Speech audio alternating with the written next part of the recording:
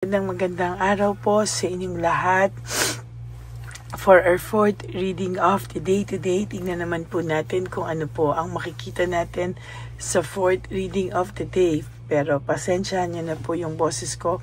Nagiginaw po talaga ako and I'm not really feeling well, no?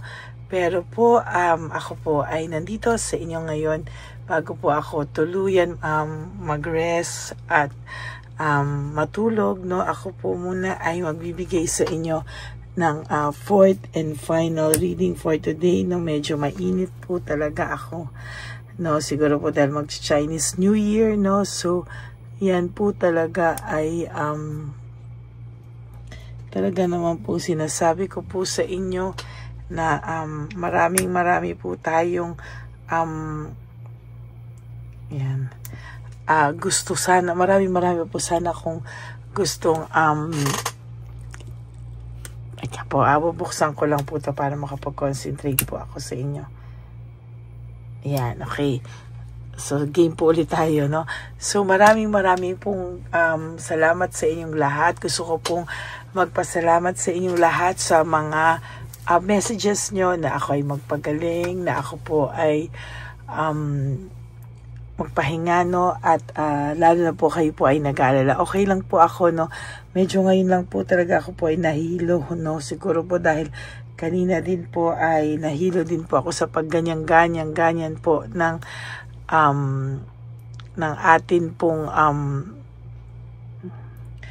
Grab, no? Na aking pong sinakyan. Okay? Pili na po tayo ng ating 20 cards. No? Tingnan po natin kung ano naman po ang makikita natin sa ating fourth and final reading bago po ako matulog, no? Talagang hindi ko po matiis na kayo ay hindi po bigyan ng reading of the day, kaya ako po ay talagang tumayo kahit papano. Medyo hilo po ako talaga kanina, no? Pero I really prayed na mabigyan ko po kayo ng fourth and final reading for today. So, I hope na panood nyo na po yung first, second, third, and fourth reading kahapon and yung first, second, and third reading kanina bago po kayo tumalon dito po sa ating fourth reading of the day today, no? Gusto ko pong malaman kung ano po ang alam ko, curious din po kayo kung ano po ang nasa ating fourth reading of the day, no? Talagang titingnan po natin talaga kung ano po ang mangyayari dito sa ating fourth reading of the day.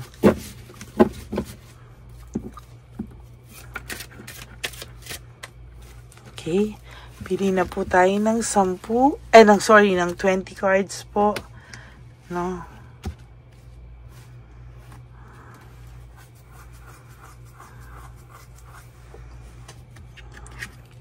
One, 2, 3, 4, 5, 6, 7,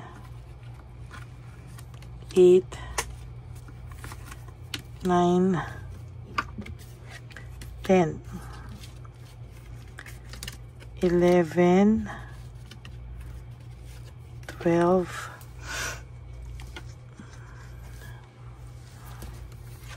13, 14, 15, 16, 17, 18,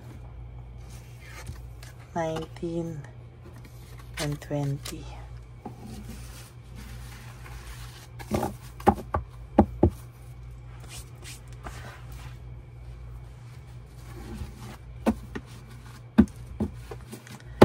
Okay, so ngayon po tayo po ay magbabasa na at excited po ako. Ay, teka, nahulog po yung ating baraha. Teka po nahulog po yung baraha. Hindi natin napili. Okay. So, ngayon po, tingnan naman po natin kung ano po ang fourth and final reading of the day today. Simulan na po natin.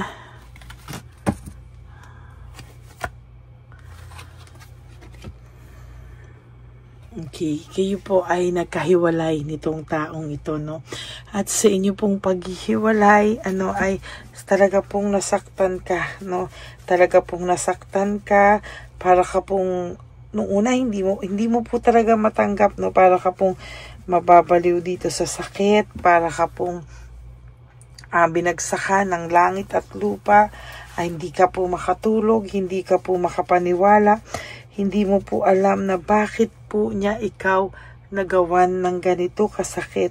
Samantalang naging mabait ka naman, nagmahal ka lang, hindi mo po maintindihan kung bakit all of a sudden itong taong to ay nagbago at talagang ikaw po ay tiniis at siya po ay nabalitaan mo na lang na meron na pong iba, no? Ang sakla po nung nangyaring ito sa iyo, no?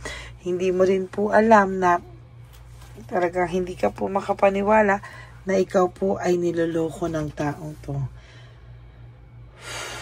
Pero there will come a time ang taong pong ito ay iiwanan din po, no?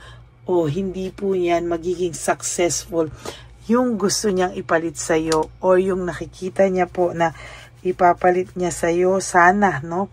Ay hindi din po ito magiging successful, no? Sasabihin ko po sa iyo, no? Sila po ay maghihiwalay din ng taong ito, no? Kung sino man po yung ipinalit niya po sa iyo, hindi din po yan magiging successful. At aaminin ko po sa iyo na ang taong ito po ay makakaramdam ng karma, no? Kung ano po yung ginawa niya sa'yo, iniwang ka niya, pinagpalit ka po niya nang hindi mo po ine-expect, no? Ay talagang mangyayari din po sa kanya at talagang hindi din po matutuloy kung ano man po ang pinangarap nito sa buhay niya, no?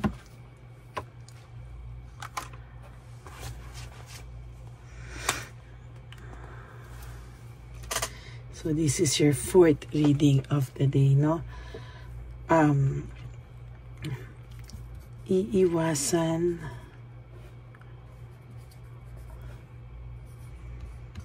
at lalayuan din siya ng taong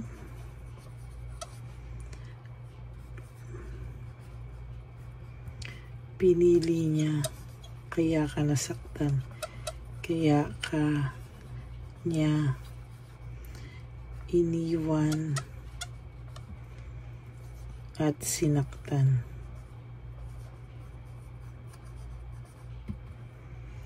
Babalik sa kanya yan. Babalik lahat ng karma sa kanya.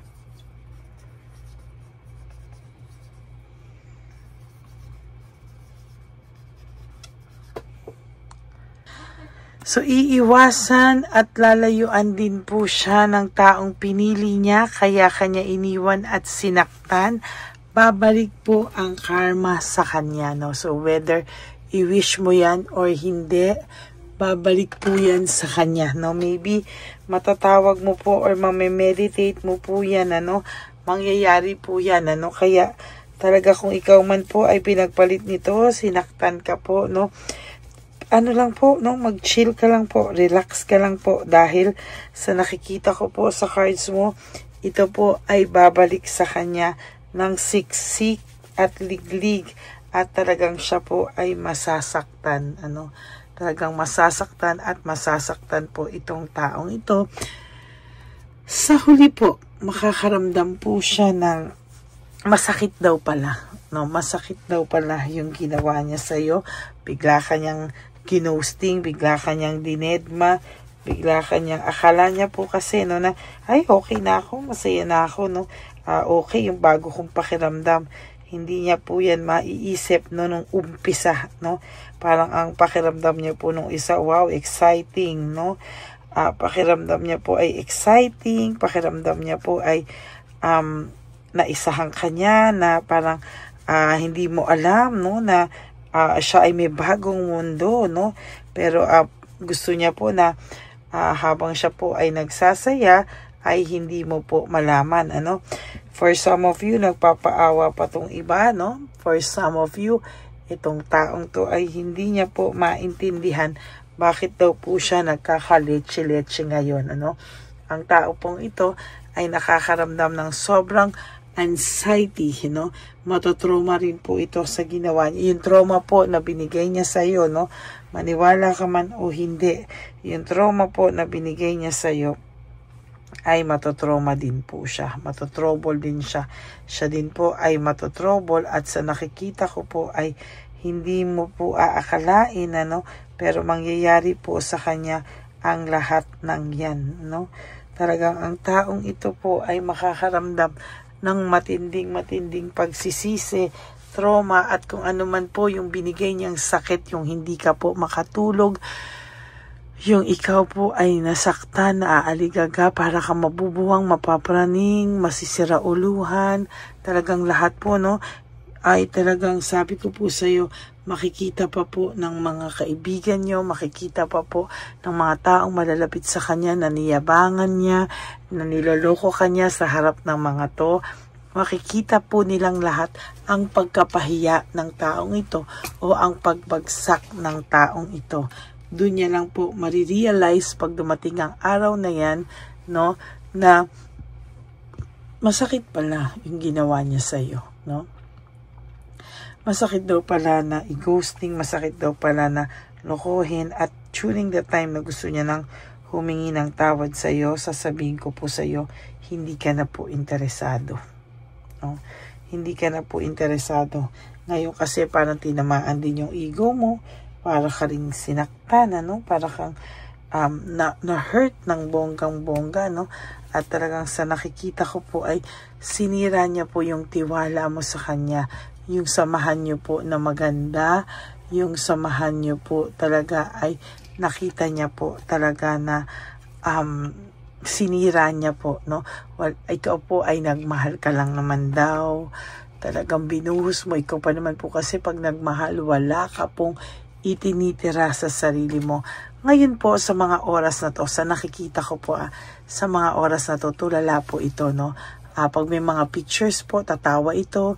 Pag may mga, alam mo po yung alam niyang makakarating sa'yo, ay talagang aarte to, Pag alam niya po na makakarating sa'yo, itong taong pong ito ay mag-a-act as if, na gusto niyang pakita sa'yo na masaya ako. But the truth is, hindi po, Para po yung, parang, ang makikita niya po talaga ay talagang mag-iiba po ang kanyang, mood, Pag nakita niya po na balang araw, yung saya mo na po ay talagang genuine happiness na po ang makikita niya sa iyo o mararamdaman niya sa iyo. Hindi katulad niya na pilit lang po yung pagiging pilit lang po yung kanyang saya na pagka nakakita siya ng picture, automatic po, natatawa siya or ngingiti ng napaka-sweet ng ngiti, Ngayon po ang taong ito ay nag-iisip ng matindi,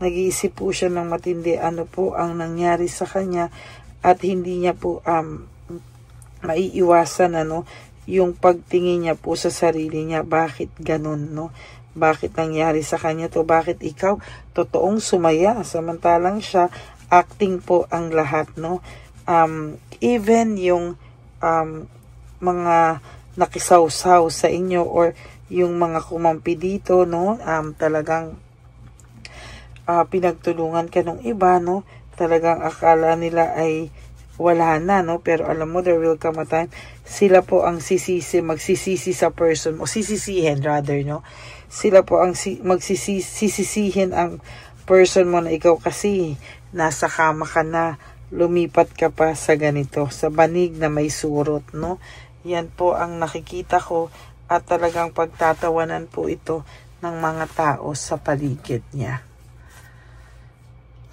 There is this disappointment, sadness, and depression. May depression po siyang nararamdaman. Hindi niya lang po pinapakita sa mga tao kung saan na ikaw po ay siniraan niya. Itong pong mga taong to ay talagang gusto niyang ilayo sa'yo dahil po para hindi mo pa malaman yung ibang mga katotohanan, ano? Pero right at this very moment, nakakaramdam na po ito unti-unti ng pagkaaligaga, no? For whatever reason, bigla-bigla po siya po ay nakakaramdam ng pagkaaligaga. Naiisip niya po yung mga moments na tinulungan mo siya, no? Naiisip niya po yung mga moments na talagang wow, no? Itong taong ito ay wala rin naman siya, pareho lang kaming may trabaho, or ako nga, baka pwedeng siya walang trabaho, or mas malaki mas magaling kang magdala ng pera, so ikaw po ay nakakaipon, ikaw pa ang tumutulong sa kanya, no? Pero anong ginawa niya sa iyo, no? Ikaw po ay talagang tinake advantage niya, at ngayon ay sinaktan pa, imbis na palitan ka ng pagmamahal, atensyon, at kung ano-ano pa daw po, no? Ikaw po ay nabaliwala, no? Ayan, no? Meron po ako nakikita dito na you are so generous, charitable, no? Siya naman po ay talagang naging madamot, no? In a sense na madamot po siyang na suklian ka ngayon ng kabutihan, ano? Pinagdamot niya po sa'yo yung karapatan mo na kahit papano ay mahalin ng totoo. No? Ngayon po, nawala po ang yabang nito sa ngayon, ano? Nakakaramdam po ito ngayon ng matinding sadness, at talagang yung kumpiyansa niya po sa sarili niya po ay nawala po talaga. Meron din po siyang financial struggles na kahit po ilang beses na siya o ilang taon na siyang nagtatrabaho, ay talagang wala po itong napupundar, no? Talagang wala po itong napupundar, at sa nakikita ko po, there is this wheel of fortune. Stagnant po ang buhay nito, no? Stagnant po ang buhay nito, at hindi po siya umaalis at umaayos sa kung ano man po ang sitwasyon niya sa ngayon. Kasi makulit po ito eh. Ayan po, oh. Talagang panay po siya, cruel things ang nangyayari sa taong ito. Talaga po ang taong ito ay nakakaramdam ng matinding problems, no? Talagang ito po ang taong to ay talagang nakakaramdam po siya ng mga depression, negativity, parang wala pong nangyayari sa buhay niya, paikot-ikot lang po ang kamalasan niya sa buhay. This person is very dissatisfied with his or her life, no? Talagang medyo siya po ay nakakaramdam ng dissatisfaction, no? Very dissatisfied. Hindi po ito yung buhay na pinangarap niya. Siya po ay may nararamdaman din weakness or kahinaan, ano? At talagang siya po ay panay pagsasaksak sa likod sa ngayon, or ngayon hindi niya man po nakikita, pero bigla po siyang nagulat. Bakit kahapon, ngayon, no, siya po ay nakaramdam ng matinding pagkabalisa at matinding pangungulila, no? Hindi niya po alam na bakit kanya biglang naisip na ayaw ka na nga niya isipin, kasi pakiramdam niya po ay masaya na siya, at bakit ka raw ngayon nagsusumiksik sa isipan niya. Mixed emotions po ang pakiramdam niya, no? Ang pakiramdam po ng taong ito ay talagang hindi na po siya makakawala. Bakit bigla all of a sudden bigla po siyang namumblema, and all of a sudden siya po ay nakaramdam ng matinding kalungkutan. Yan po ang ating fourth and final reading of the day, and I hope na naka-resonate po kayo. And if you do, can you please give me a like and comment down below para naman po alam ko po kung ano naman po ang inyong reaksyon, ano, sa ating reading of the day today. And of course, sa akin naman pong mga subscribers, no, sana po ay hindi pa po nakakapag-subscribe, ay mag-subscribe na po kayo, and always click the bell po para kayo po ay updated sa ating mga latest uploads, no? Kaya maraming salamat po sa inyong lahat. And for those of you who would like to have a private reading with me, you can message me po at Ladyly Elena. That's Ladyly Elena. Nasa dulo po yan ng ating video. Diyan nyo lang po ako makukontak. That is my only official and legit FB account. Ayan, maraming salamat po sa inyong lahat. And dinabas ko rin po dyan ang fake Elena na kung saan ay talaga pong siya po ay nangi-scam at nag-hack ng tao. So sana po ay maging aware po kayo na tayo po ay hindi magpapauto sa mga ganyang klaseng scammers, no? Yan, talaga naman pong talagang iwasan po natin ang mga ganyan na tao, no? And of course, no, meron naman po siya mga nilalagay ng mga Dr. Quack kung sino-sino po yan. Kaya kayo po ay mag-ingat lahat. And of course, sa aking mga ever loyal, solid, and faithful na Lady Elena family, I love you all from the bottom of my heart. Mahal na mahal ko po kayong lahat. At ako po ay nagpapasalamat sa inyong lahat. And ako po ay talagang hindi ko po talaga magagawa ang lahat ng ito. Kayo po ang aking inspirasyon. Kaya maraming salamat po. Kaya ang payo ko po sa inyo lagi is live one day at a time. You do 3 things that will make you happy for the day. Prioritize yourself, enjoy, and forgive yourself, no? Tulong niyo po sa sarili niyo, ang patawarin niyo po ang inyong mga sarili. And always be grateful that we are still alive and that we are blessed. At marami pa po tayong, at healthy po tayo, at marami pa po tayong mission. Kaya maraming salamat po sa inyong lahat for loving yourself, because self-love is still the best love of all. Kaya you also have to realize that life is so short. Don't make it shorter by stressing yourself from all the pains and heartaches na binigay sa inyo na kahapon. Just surrender everything to the divine universe and just let go and let God write your life and love story. I will be back for another set of reading. Huwag po kayong malulungkot. Tayo po ay magkikita-kita ulit bukas for another set of reading. For the meantime, sana po ay mapanood nyo na po yung first, second, third, and fourth reading kahapon. Ganon din po ang first, second, and third reading kanina bago po kayo lumagtaw dito sa ating fourth reading of the day. Okay? God bless you all and I love you all. And thank you po for not skipping ads. Alam ko po, tulong nyo na po yan para sa ating One Love a Day na nalalapit na at pinag-iipunan po nating maigi. Maraming salamat po sa inyong lahat and God bless you all. Bye! Okay, update po, may nagpanggap pong subscriber natin na siya po ay magpapahula sa fake na Lady Elena, kaya ayan, hinihingan po siya ng $80 at ang cell po niya ay nabigay at nakuha. Ang pangalan niya po sa cell ay Julian Albert, no? Siya po ay may cell account din, kaya mag-iingat po kayo.